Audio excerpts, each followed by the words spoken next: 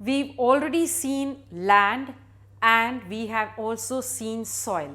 Let's talk about water.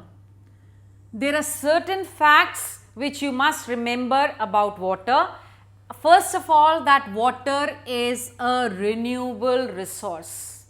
Second thing is that the earth as such is called as a water planet because 3/4 of the land is covered with water.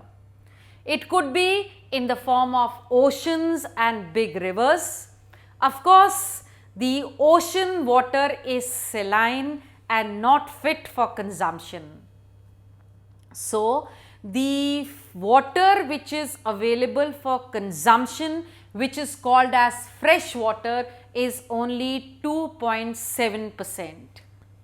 We have to remember that the water is available to us in various forms like in ice sheets and glaciers in Antarctica and Greenland. Besides, there is another major and interesting fact about water, and that is the total volume of the water never changes. That is, you cannot add or subtract the volume of the water. It remains constant.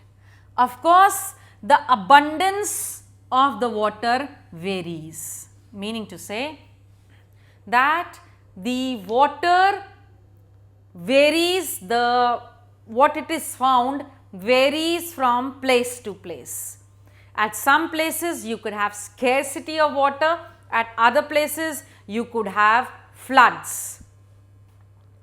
Then we have to remember that the water remains constant, that is the volume, because the water is always in motion through the oceans, air and land.